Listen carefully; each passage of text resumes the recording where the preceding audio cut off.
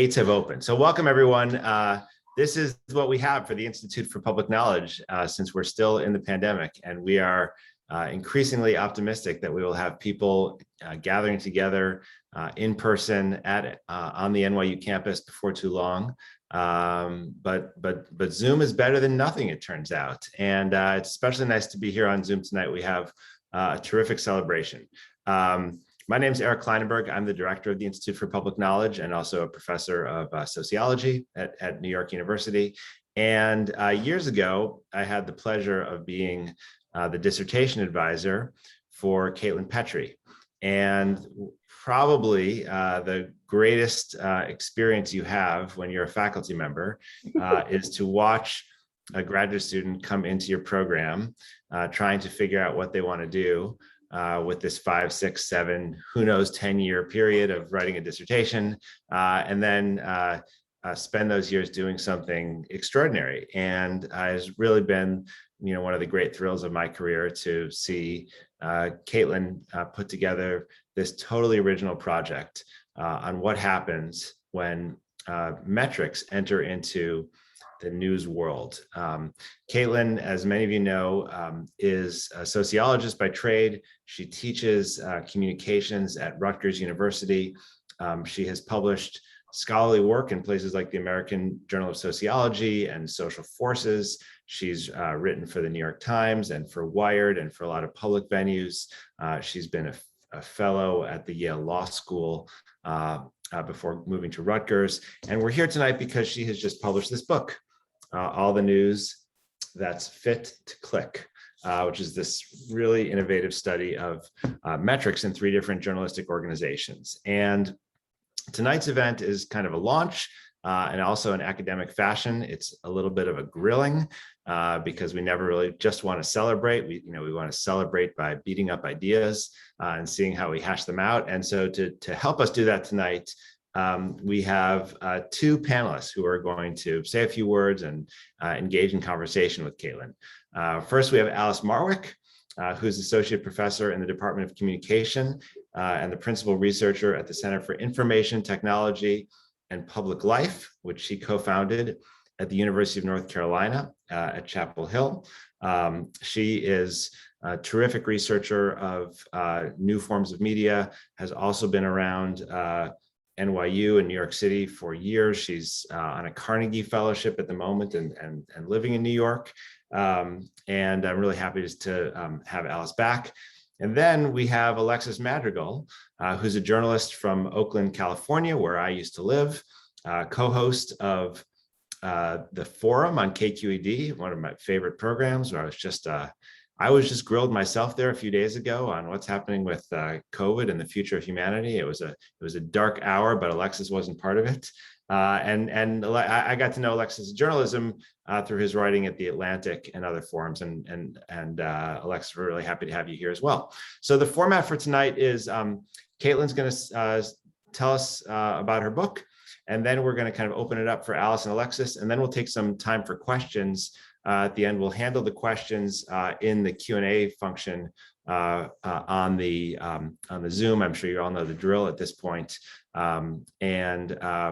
Our goal is to have everyone out and ready for drinks or dinner, whatever you do, at 6 p.m. Eastern. So we'll go for about an hour. And we used to say at the IPK that we provide all this programming for free. In an ideal world, we have wine and cheese and great refreshments. And the deal we make is that, when everyone leaves, you have to make sure that the bookseller doesn't have any books to take back with them. And we can't really do that here on Zoom. So we're just going to work on an honor code. I just trust that everyone is going to go to your favorite online vendor and pick up a copy of this. If you borrowed it from the library, that would be okay with me too. Okay, thanks everyone. Caitlin, congratulations and welcome back to IPK. Thank you so much, Eric, for that introduction. I'm going to share my screen now. This always feels tenuous, but hopefully, whoops, hang on a second. Get this working. Okay.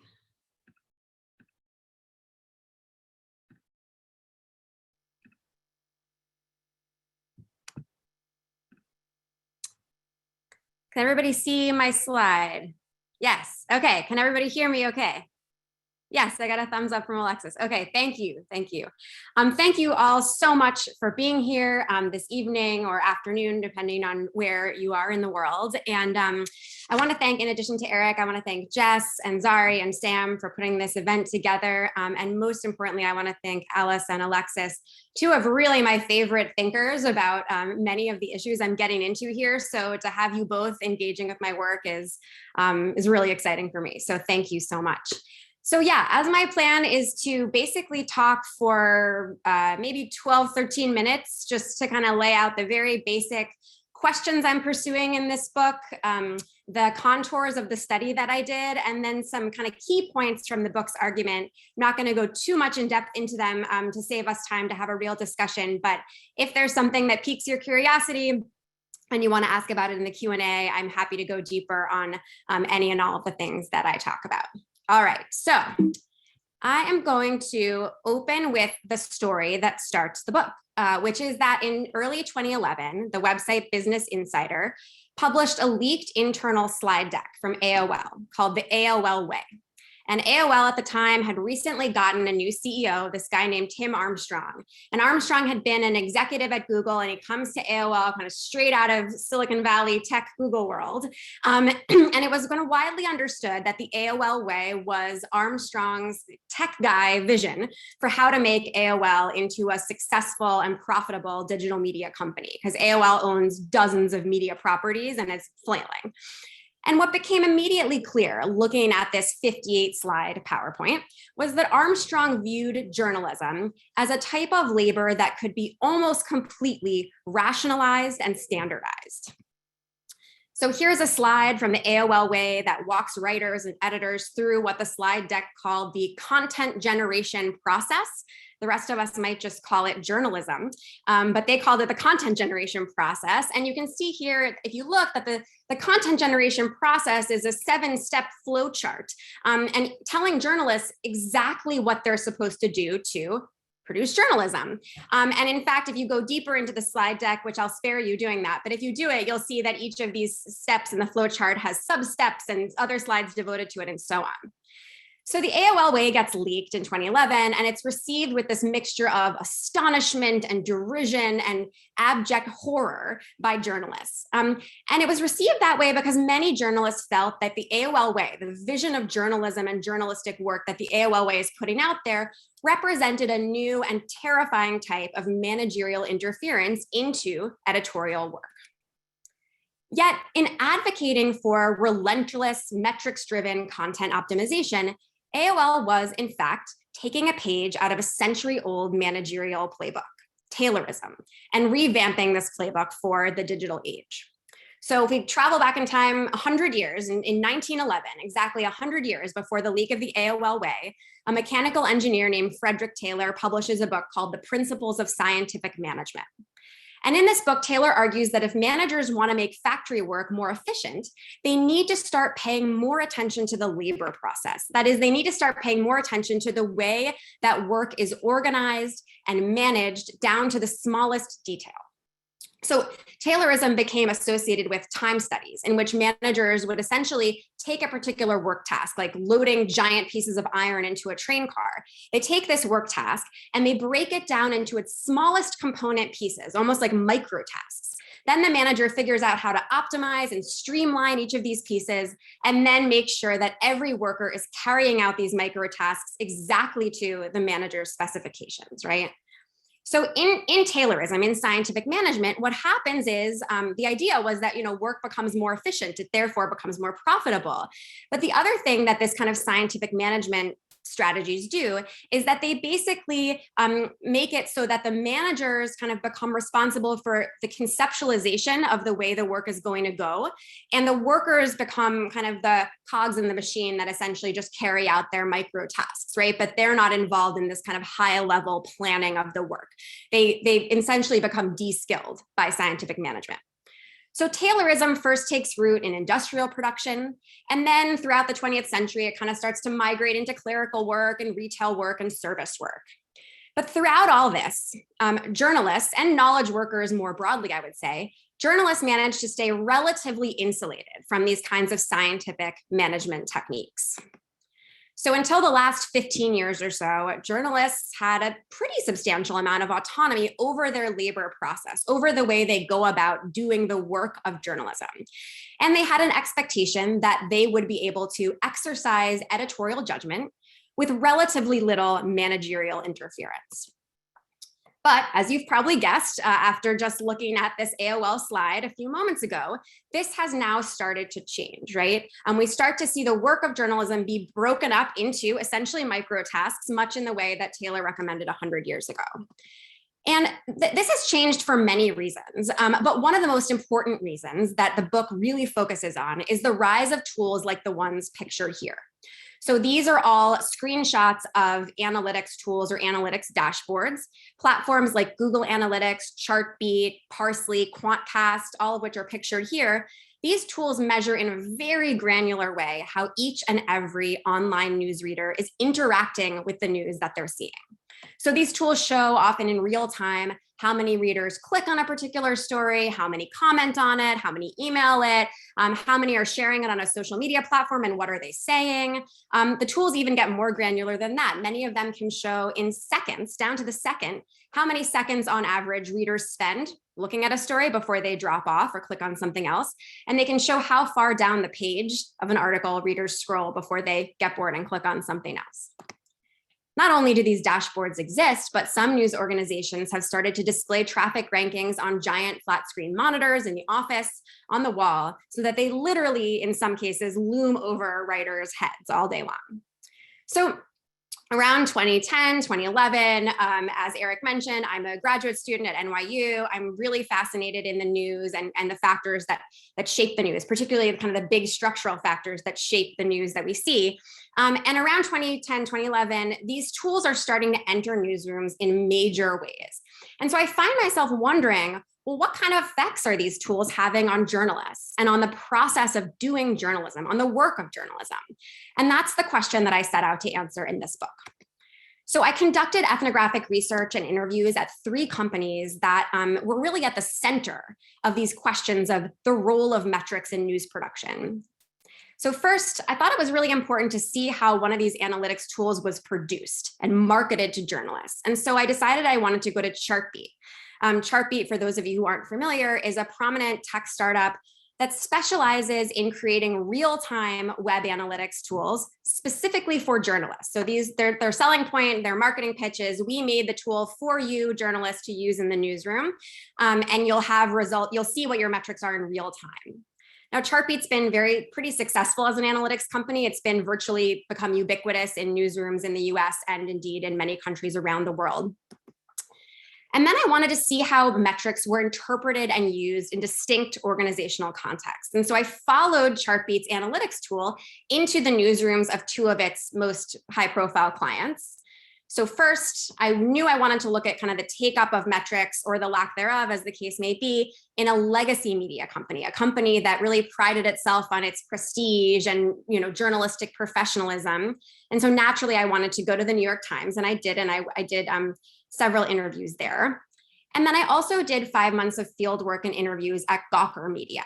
Gawker has gone through many permutations, which I can discuss in the Q&A if folks want to know. But at the time of my research, Gawker is an independent network of blogs that became known for kind of taking great pleasure in slaughtering the sacred cows of traditional journalism, like the kind of journalism practiced at the New York Times.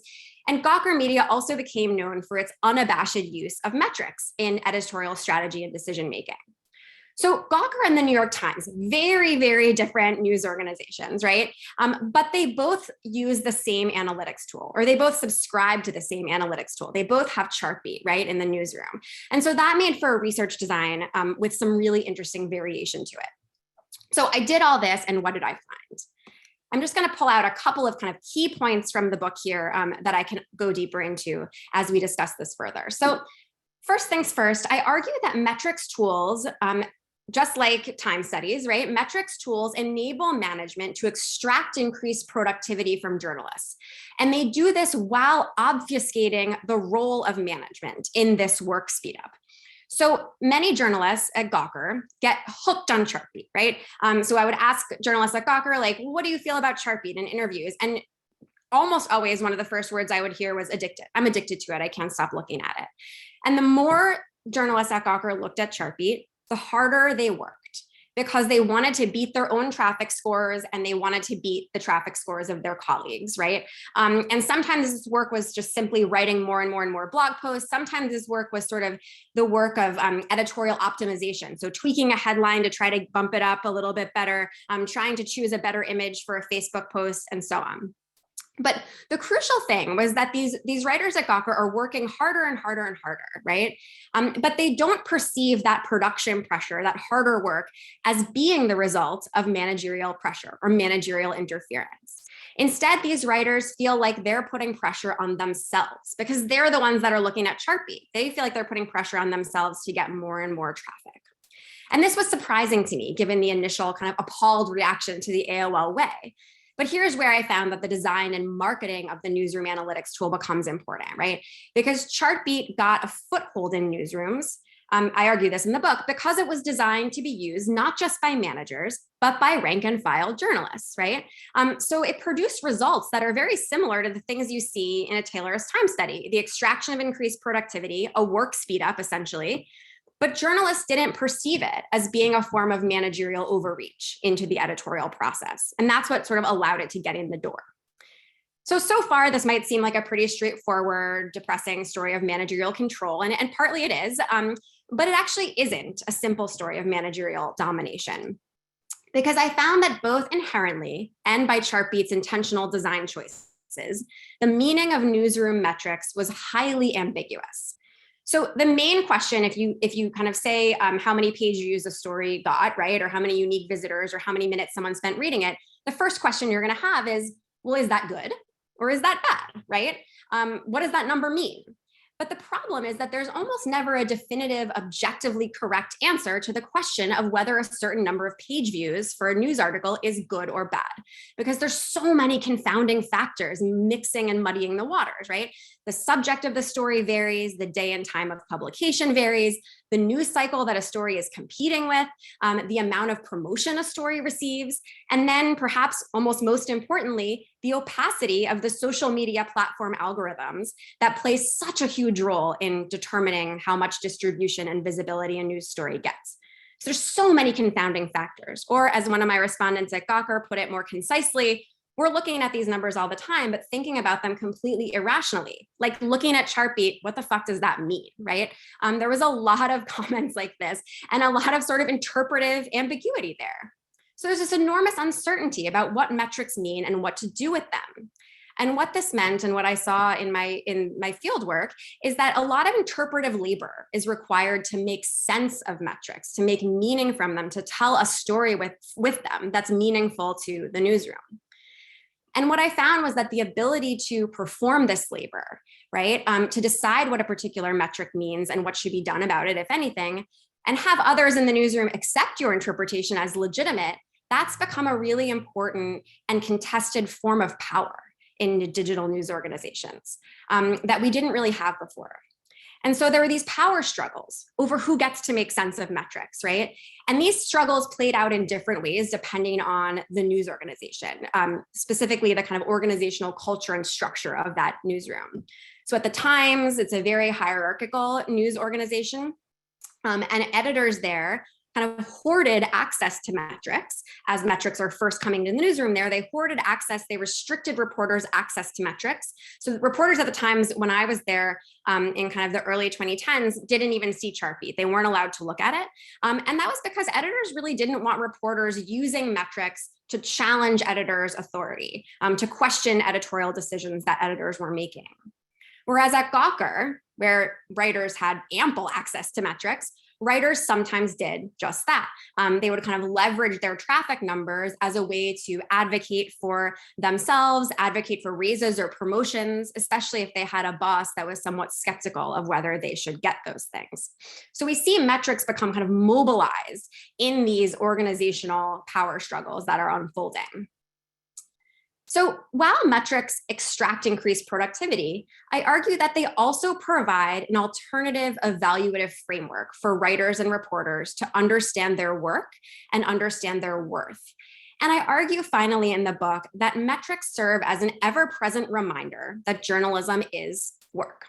Now, why does this matter? Well, it matters because in the 1990s and the 2000s, we have a lot of critical media scholars who are lamenting the pervasiveness of what they call enterprise discourse in creative and knowledge sectors like journalism, right? So according to enterprise discourse, and we're all probably pretty familiar with it, or we've heard these talking points in our own lives maybe, workers should be happy to accept, the pay that's offered and potentially a precarious career trajectory because, they're doing what they love.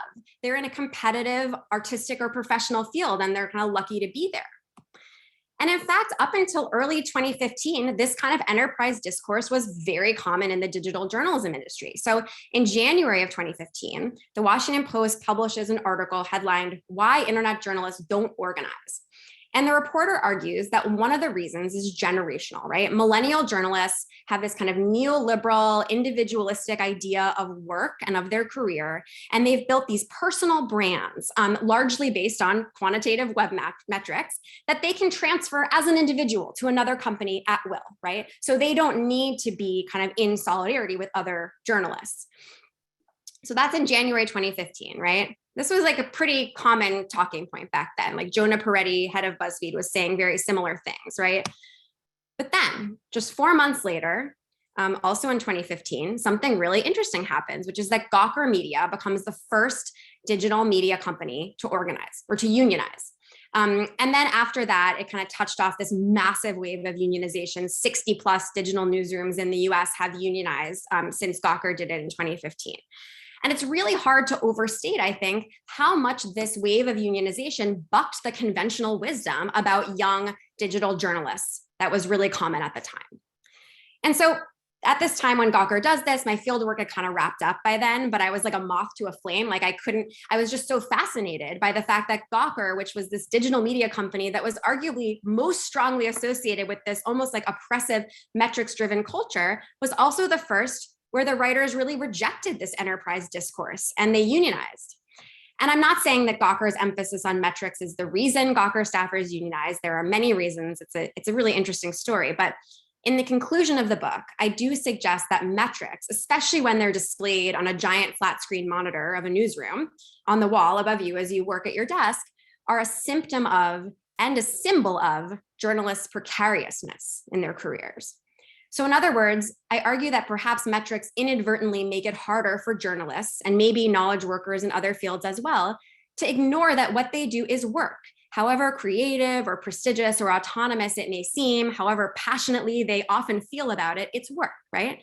And that heightened awareness, in as far as it can lead to demands for greater dignity or stability or equity in the workplace, I think that's a reason to be cautiously hopeful about the future, even when it is saturated with metrics. So I will leave it there and turn it over to our wonderful discussants. Thank you so much.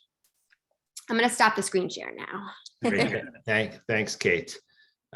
Alice, why don't we lead off with you? I know you maybe have a few questions, a few things you want to say, but why don't you take it away? Sure. So first of all, Caitlin, I really enjoyed reading this. Well, that's my notebook. This is it. Here we go. This is the one that I really enjoyed reading.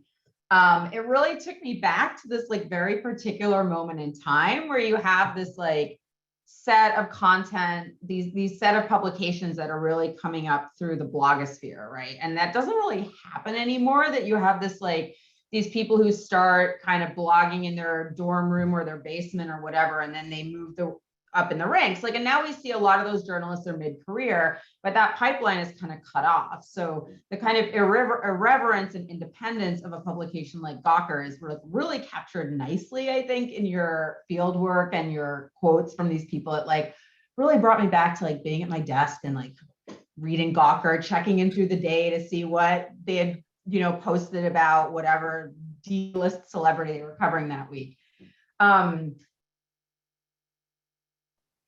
from my perspective, like I came to this book with doing field work that was somewhat similar to yours, but done like a few years previous in Silicon Valley in like 2007 to 2010, which was kind of the beginning of the Twitter era, and how Twitter in many ways kind of served the same function for entrepreneurs as Chartbeat and the editorial metrics you're talking about served for journalists. I was really struck when you talked about journalists, sort of how their emotional state fluctuated based on how their stories were doing, right? Like they're super sad because their site isn't getting the traffic that they want, or they're super excited because they post some junky piece on like, what was it? Someone doing an ice dance to Genuine's pony, and all of a sudden it goes like super viral and like everyone's like super stoked. And I found that internalization of metrics absolutely fascinating. And so I guess my first question for you is, how do you think this internalization of metrics and this kind of like affective response that journalists have, how does that work as a kind of management? Like you talk a lot about the, you know, the management from the managers, but this is almost like self-management, that it's like being self-governed, and not to sound too much like an academic, but in a Foucauldian sense, we might say, right? And then also I was thinking about the fact that a lot of these journalists, at the same time that they were writing for Gawker, especially, or the Times, but I think more with Gawker because Gawker was so much about the first person voice, they were also building a personal brand. And I like hate that term, but it is, you know, I think a lot of them were probably, you know, building a Twitter brand, you know, a direct line with their audience or their commenters. And I was wondering how you felt like metrics played into that sense of branding, in the, because I think there is a similarity between journalists and entrepreneurs and academics and workers who in some ways are somewhat independent of the companies that they work at and are kind of responsible for shoring up their own image in a way. And I assume that as well as the journalistic metrics, a lot of these journalists were also hyper attentive to things like how many Twitter followers they had or how many comments they got on their posts. So I'll start there. Thank you so much. There's so much to unpack there. Yeah, I love that point about Twitter and entrepreneurs. I mean, and in academia, we have like our sad little academia.edu. We get emails from this thing, academia.edu, for anyone here who's not an academic, and it says something like, someone new read your article. It's like one person. and of course, like I click on that immediately, right? Because I think there is something very compelling about kind of having that feedback, right? So it's not unique to journalists, but I would say that digital journalism, you know, right now, and when I was, you know, deep in these organizations, was so precarious. The business model, you know, still so uncertain, and so there was an even higher sense of stakes, right? And that could lead to even more intense feelings. So yeah, I had multiple people say they, you know, had talked to their therapist about their traffic because it was something that really affected how they felt about their day, which is like sort of heartbreaking. You know, but it's interesting because metrics were emotional, but they weren't always something that made you feel bad. Like sometimes they could make you feel really good. I mean, I'm dying to have Alexis weigh in on this because he's lived this and is maybe living this still. But you know, sometimes they make you feel really good. Sometimes they make you feel like you're good at your job. And so there were some cases in which one writer or editor at Gawker that I interviewed many times, and she said she would get just harassment on comments and Twitter and people saying she sucked at her job and she was garbage. And I mean, worse stuff than that.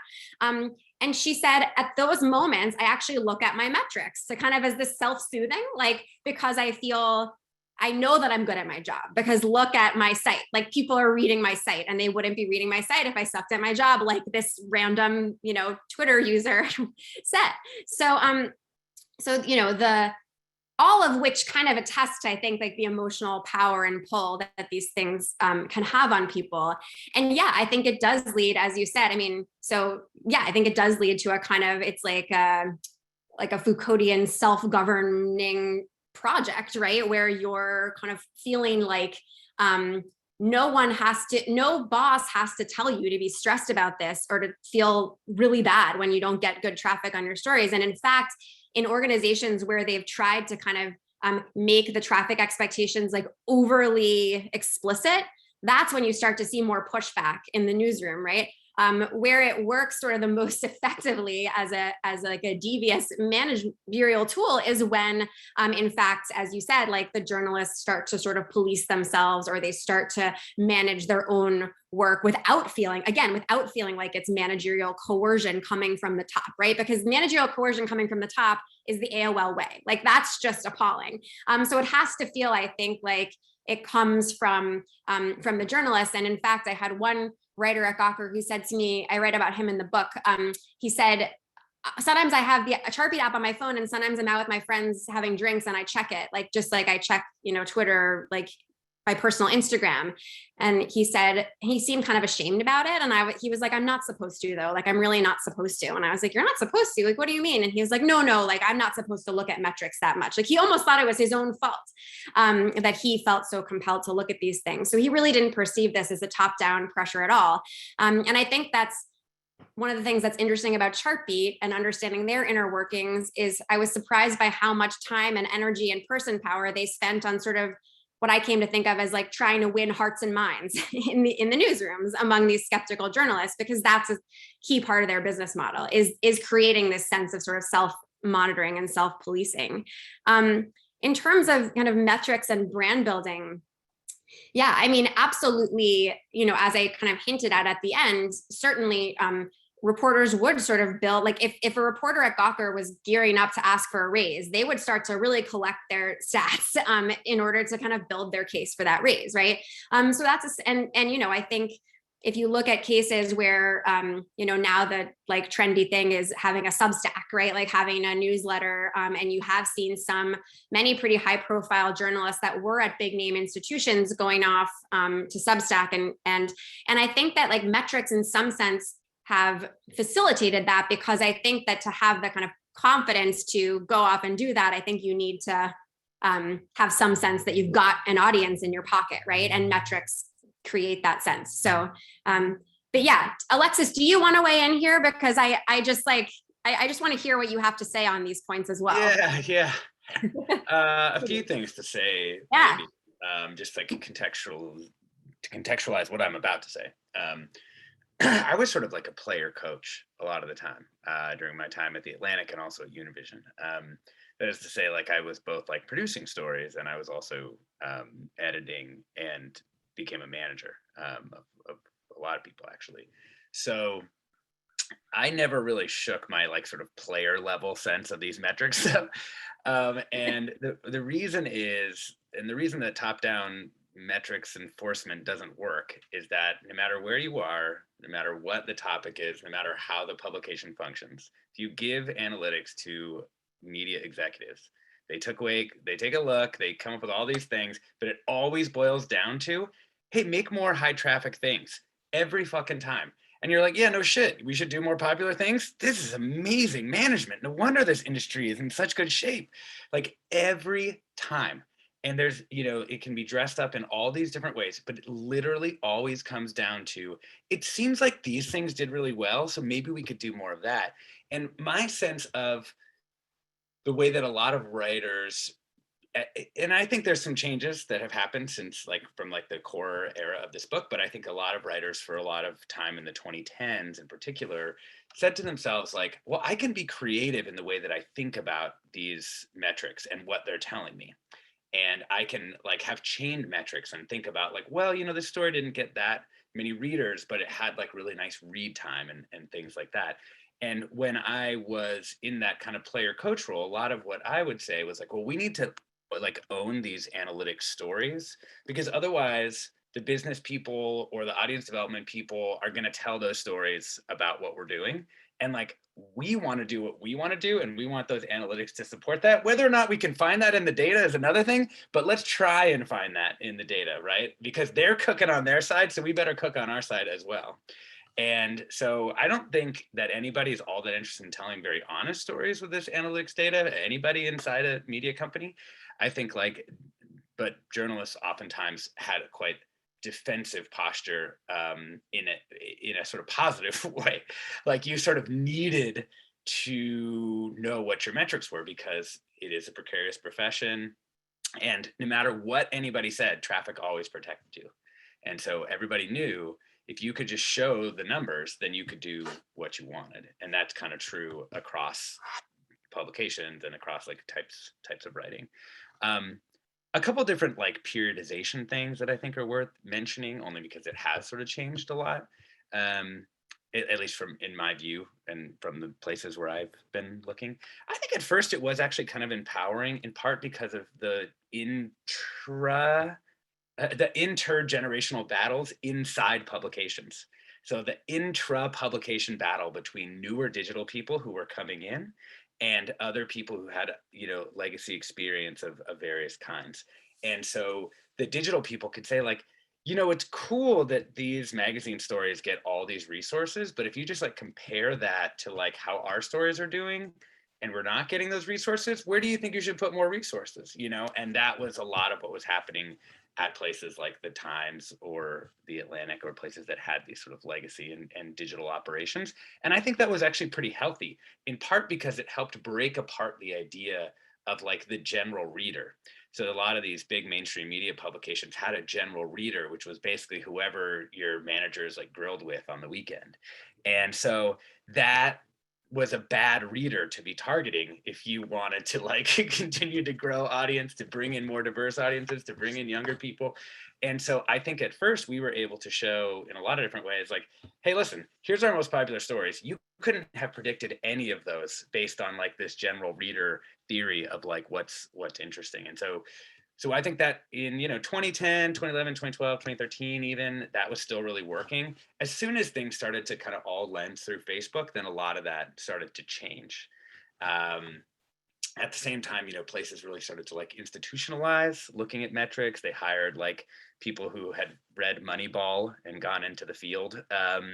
And you started getting these sort of data scientist types. And you also started getting like audience development and engagement teams that kind of tore away a lot of the work that analytics work that people had done on editorial teams, maybe for good, maybe for bad, but like I think a lot of newsroom editorial people lost control of the ability to kind of tell their own stories with data and even to understand it. And I think now your average writer has like less access to metrics than 5 years ago, 10 years ago.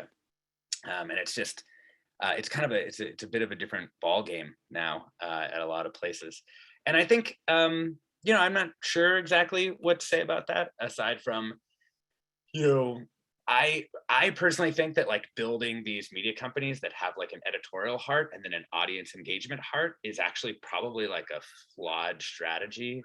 That like in the best possible newsroom, those two things would actually probably be merged, just because otherwise, and you see this a lot, oftentimes there's like two semi-separate brands within the same media company, one being the editorial journalism people and the other being the audience engagement people, and they sort of have these overlaps and stuff, but it can feel pretty weird.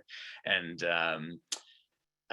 yeah, I'll to comment on some of the things from your book specifically. I really feel like it really kind of nails in a way that like most people have not, the way that a journalist emotionally engaged with these things, like that really did happen for everybody.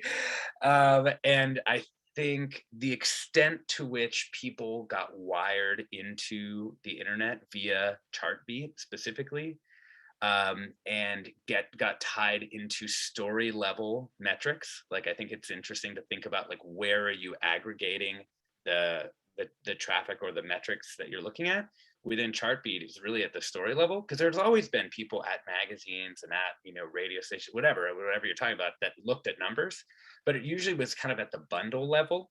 It was like, hey, are our subscriptions up? Like, how are our newsstand sales? It wasn't really like at the story level, and the story level was really what it kind of what made it feel so live, and what made it feel like every single story was like another chance of like being at the top of Chartbeat.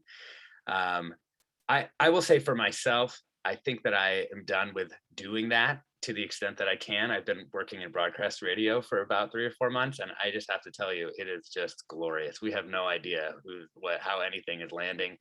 And I'm a happier person for it. And I think almost every single person I know who has left a highly metricized job, for one, that doesn't work like that is just like, it really drives people nuts. And so, yeah. That's interesting that, just to jump in, that you say that about radio, because I teach a class called Media and Data, where we look at different media industries and how they've incorporated data into how they work. And the kind of classic story is like, well, radio and TV were really the first like thoroughly metricized forms of media. But in fact, now like written journalism or digital journalism has sort of far lapped radio in terms of the granularity of what's available. Exactly. That's exactly what it is. It's like, we know if the show is, generally speaking, still has lots of listeners or not. And like, it does. And so everything's fine. I mean, which is amazing. I mean, that's like, I'm like not joking. That's like really the extent of the way that, I mean, public radio in our case, and it's a show that's doing well for 20 years. So it's not like people are like really worried, but it really is just, it's that not granular. It's amazing. It's really interesting to me that there's a sense of like trying to predict what algorithms will surface in a lot of different industries. And Alexis, you kind of talked briefly about like what happened when everything started going through Facebook. Like, remember when Facebook told everyone that the video engagement metrics were really good? So everyone pivoted to video, and then they were like, oh, sorry, we lied. We like completely screwed that up, and it wasn't true.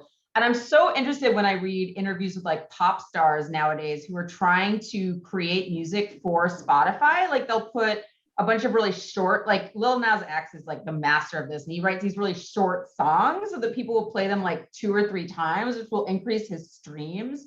And also Kindle Direct Publishing, where you have all these people basically writing like fan fiction or like erotica or like whatever, where they're just boiling it down to like the core plot points, right? And it's like, just like bang, bang, bang, I get through the book and then I'm on to the next one. And it's like, a 30-page book in a series of 50.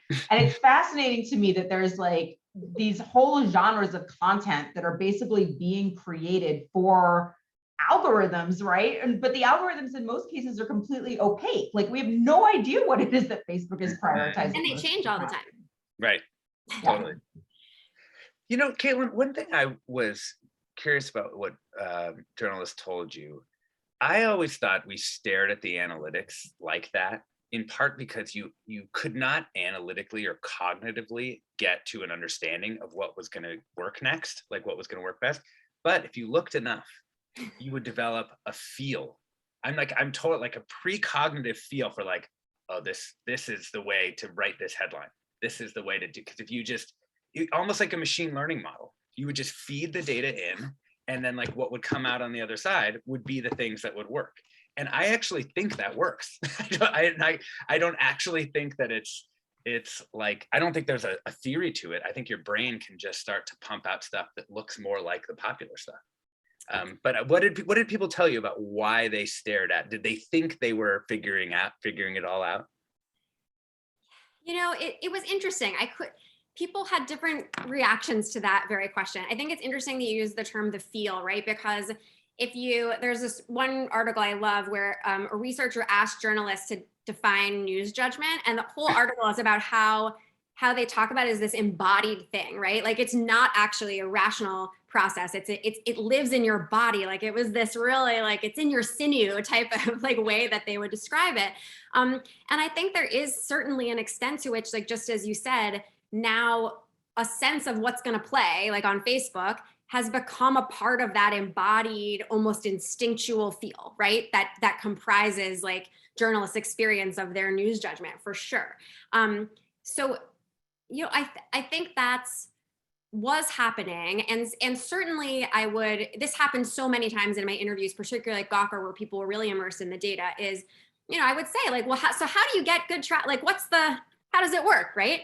And first they would say, well, you have these 5 topics like always do well, right? Like, and it would depend on the site. So like at Jezebel, which was the like women's issues and feminist site, they were like, people love unhinged brides, like going berserk. Like that was like, that's always going to do well if you can find an unhinged bride, right? and then like at Gizmodo, the tech site, it was like stories about 3D printers and weed or something. I don't know, but that was the basic. Preferably both, even. Yeah, yeah, 3D printers printing weed. But so they would rattle off this list of topics, and then inevitably later on in the interview, something would come up. Like I had this question I asked interviews: can you think of a recent example where something surprised you in terms of what the numbers it did? And always they would say, oh, that happens all the time. Like, I still don't understand this story. Like, this story did well, and then I wrote a follow-up and nobody read it, and like, what the hell? So I think that there was a sense of, I think that one of the reasons actually that the metrics became so addictive was I started looking into the literature on game design, and I write about this in the book, but one of the things that Chartbeat does and that the chase for traffic does is it mimics certain features of really compelling, like habit forming digital games. And one of the features of a really good addictive game is that it balances chance and skill, right? Because if a game is just skill, so you can be like, I know exactly what's going to win me this game, or I know exactly what's going to get me a traffic hit, then that becomes like pretty boring and tedious. And if it's just chance, like a totally random game like War, the card game, then it's also becomes kind of tedious. So I think that, if you read game design literature, they talk about how you need to balance contingency, like chance, and skill, or being able to affect an outcome. And that's what chasing traffic was. So it really was both. It was like, I have a basic sense, but I'm still completely perplexed. And part of the reason I'm perplexed is because, as you said, I'm so dependent on Facebook, and I don't know what's going on in there. Like, are we pivoting to video? Like, what's happening? Can I ask one other short question? Sorry, Eric has appeared on my screen, which I assume means it's Q&A time. But one major change in things was testing, like basically testing of headlines. Yes. And that really changed that sense of feel, and I think it actually changed people's like sense of investment. Honestly, like people were just, wait, we're just going to put 6 headlines and see which one is the best. Okay, fine, here's 6 headlines. You know what I mean? And I think that in the period before, I'll just tell like a quick anecdote for anybody who knows the writing of Jim Hamblin, longtime Atlantic health writer. When I went out on paternity leave, and when I came back, Facebook had made a bunch of algorithm changes that were just exploding traffic to the site and to a bunch of other places. It's like kind of a longer story. But anyway, I came back, and Jim was the first one kind of who had like broken through the line and was like all by himself, like just raking in traffic. And he'd like figured out at that moment the right way to do headlines in particular and photos. And I mean, he had a run like you just never seen, like just as a percentage, he was like 25% of the Atlantic site for like a few months before other people figured out how to do what he was doing with stuff so that it would work on Facebook. And I think that's the other reason why people keep like kind of probing and trying to figure it out, because usually in sites, you're doing all this horizontal learning from other writers and editors who are figuring out how to do this stuff. And so the reason you're keeping a look on Chartbeat isn't your own stuff only. You're like, well, what's working for other people? And then you're going to like incorporate that into what you're doing. And digital sites that work well do that learning like really effortlessly. Anyway. Yeah. That's super interesting. I think we can go in a second, but I just wanted to say one quick thing on testing and headlines, because I think that's such a fascinating point, is that it did kind of take it out of the realm of the mysterious. I mean, you still don't know the causal reason, right? You still don't know why headline A outperformed headline B, but you have a sense of like what you're going to go with.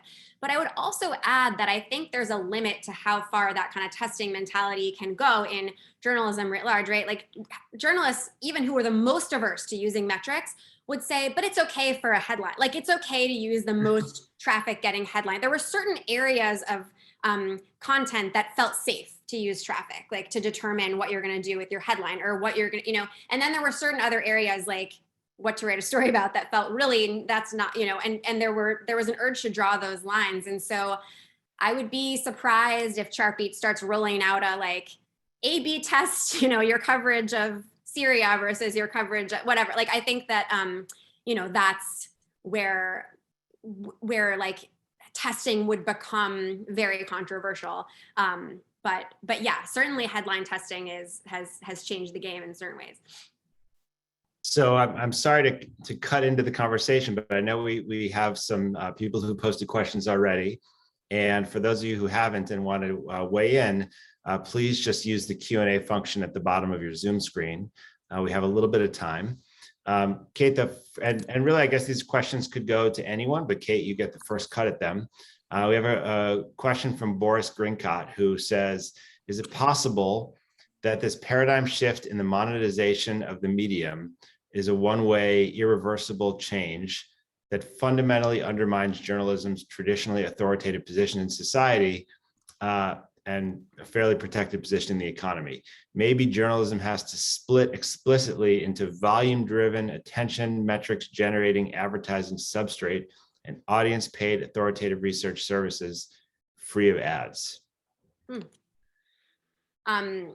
That's a really interesting question. I mean, I think that question gets at what is always looming in my mind as I think about this stuff, which is, often people ask me, like, knowing I'm writing on this stuff, they'll say, are metrics like ruining journalism, or are they causing all these problems? And I always say, no, they're not the cause, right? They're the thing on the wall that shows you the situation that you're in structurally as journalists trying to have a viable business model, right? But they're just kind of reflecting that reality rather than the cause of it. And so, so I think that, one of the I would resist the urge to say that the tensions that are brought up by metrics are new, right? Because these are tensions between journalism's kind of democratic or civic imperatives and its commercial imperatives, because in the US we have a very heavily commercialized media system.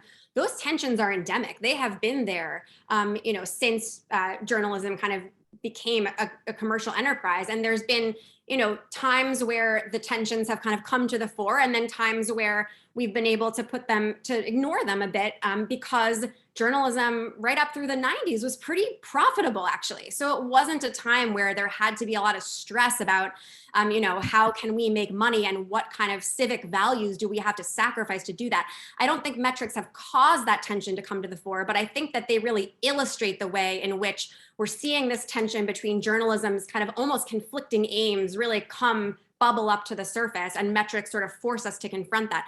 I think it's actually a good thing to be confronting it. I want to confront it more, like, as a society, which is one of the things I say in the book. But that's my take on that. I don't know. I'm curious what you folks have. Could I push you on that? I just want to push you on that a little bit because, once upon a time you would get your newspaper in the morning and it was a bundle of goods. And maybe I bought it because, I really wanted the comic strips or the classifieds or the sports, right. But no one fundamentally knew that at the end of the day. And I guess one thing about metrics is it really does tell us just how many people want the comics and not the news. And therefore, I think does put some pressure on the kind of the business side of the operation to invest, so I just wonder if you see it that way, are metrics more of a cause, or is it still that metrics are just kind of showing us things that are there anyway? I mean, I think that there's certainly a case to be made that metrics have, in unbundling the news in the way that you just said, metrics have sort of shifted from this kind of model that newspapers had, where it was, the comics stand or fall with the international coverage, right? To now it's much more like the business model of like a record company or something, where you hope that one record is a hit so that you can pay for like the 20,000 flops right? It's that kind of a model of the business of cultural production. So I think that there are real shifts there, certainly in how, the money-making strategy will be thought about. But I guess like the broader crisis that we currently find journalism in, which is really a question of, can the current system we have sustain the kind of journalism that democracy really needs? Like, that's a question I don't think metrics have caused that, but more illustrated it. But certainly they've changed things, in the day in, day out way that it operates. So Kate, my old colleague, Danny Walkowitz, is a labor historian, writes that in the last 2 decades, news organizations have lost their labor journalists and not hired new ones. So we don't talk much about work, which is interesting given where we are with the transformation of work right now. It's a time when we really need that kind of coverage. His question is that, as powerful as your analysis is, he says, as Stuart Hall reminded us, hegemony is hard work. There's usually cracks, and can you find them in the newsroom? Where is this thing breaking apart, and are people kind of pushing back in interesting ways? Pushing back on metrics, or? I can't tell you because I only have Danny's texts. So. Okay. Yeah. Well. So I think something interesting is happening with labor journalism right now, and I'm still kind of trying to make sense of this, wave of unionization in digital journalism that has occurred. I think it's really fascinating. But Ben Smith at the New York Times just wrote his last column about like the labor beat is super hot right now, and everybody wants to be a labor reporter. So I think, but it's absolutely true that the labor beat had kind of wilted substantially in the kind of decades leading up to this. So we might be at this really interesting moment of transition where there are cracks, right? Like, and that's can become really powerful. Like, I think that it will be an interesting question whether, in these kind of newly unionized digital newsrooms, we start to see really different coverage of things like, what happened at Bessemer, Alabama, or things like that. I mean, I think it's sort of already happening. And I think that we've seen also interesting moments happen where journalists push back against the ownership structures of, the companies where they work. I mean, the case of a bunch of former Gawker writers actually leaving en masse in protest when their company was bought by a private equity fund and wanted to kind of strip it for parts, basically. And they started their own, worker-owned newsroom called Defector, which is actually doing pretty well so far. So I think that there's certainly, there are cracks, and there's kind of interesting developments, and I guess we'll all stay tuned. Be my answer to that. Okay, so Sam Holleran's got a question from Australia. I think he wants to know if you could talk a little bit more about media companies cover their own use of metrics, particularly media focused and insider look sections. Like, how much is the media calling attention to this in its own world?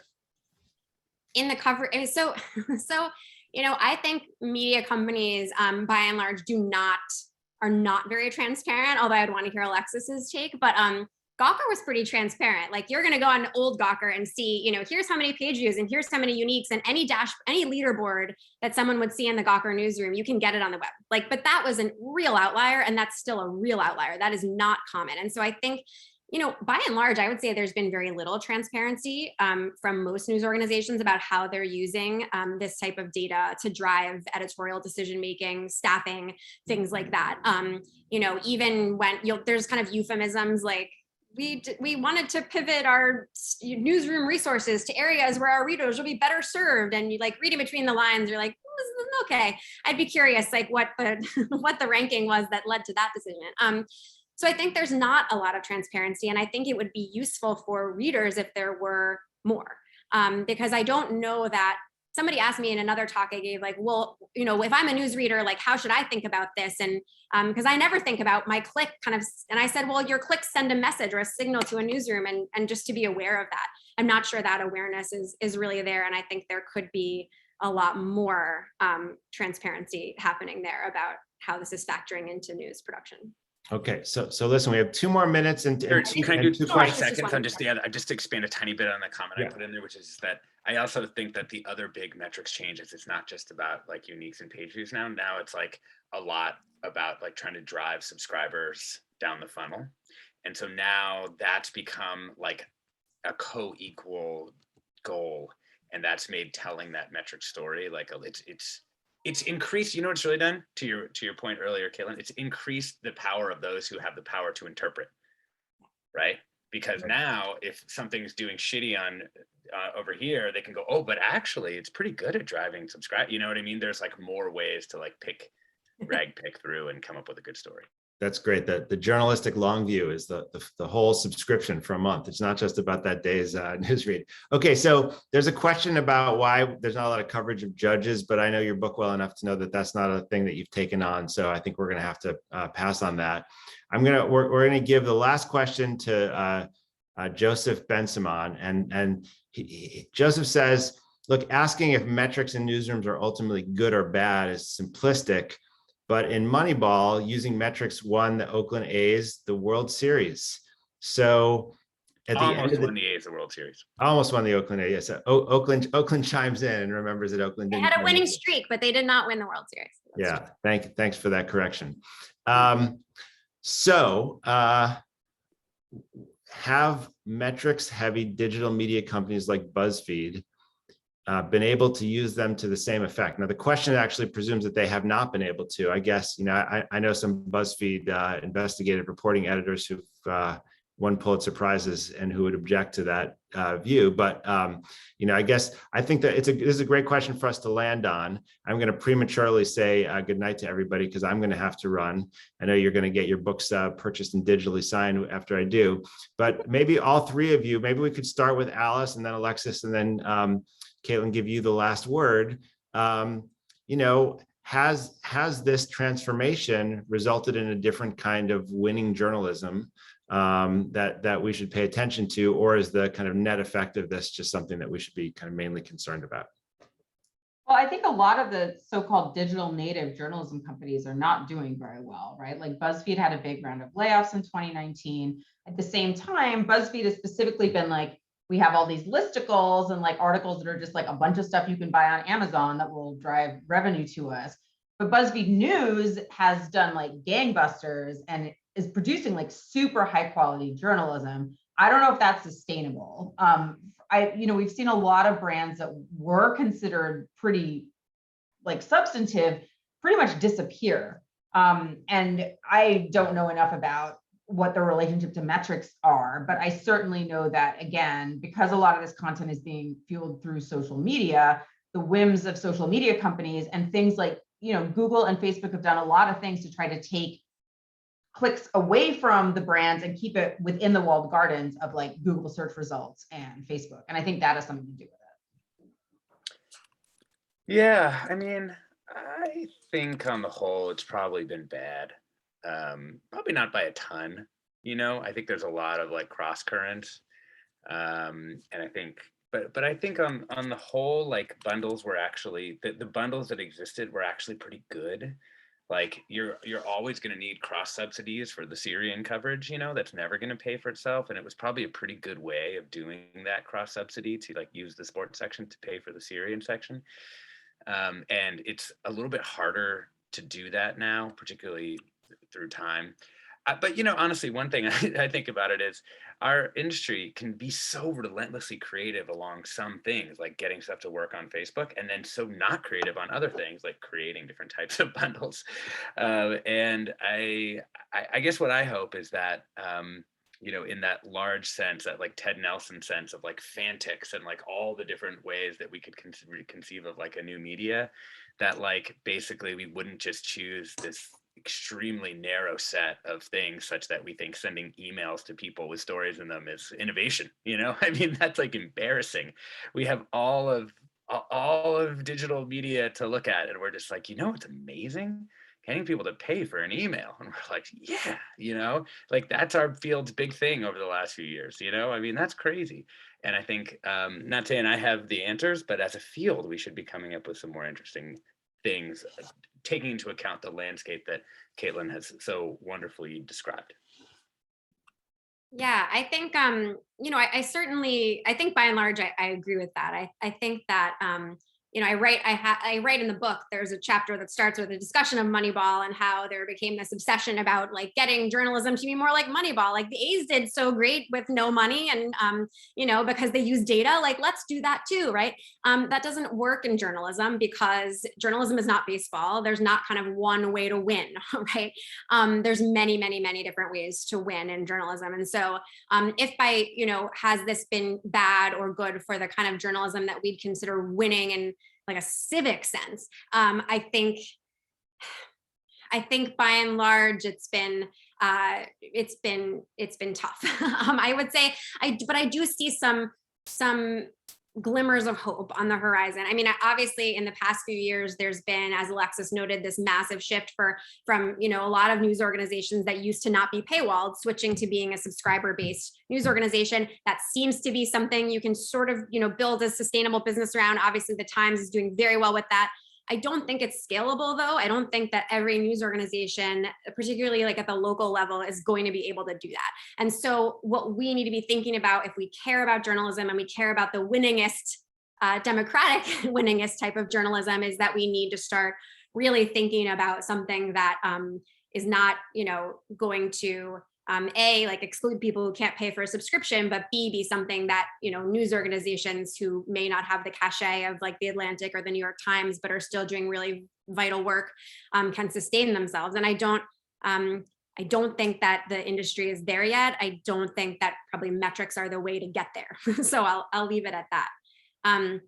All right, I'm going to wrap things up now. I want to just thank our amazing discussants, Alice and Alexis. That was just such a pleasure. And all of you who asked questions, thank you so much for being here. That was just a joy for me. And and also, if you want to buy the book, you can do so on Princeton's website, and you can get 30% off if you use my last name in all caps in the discount code little spot.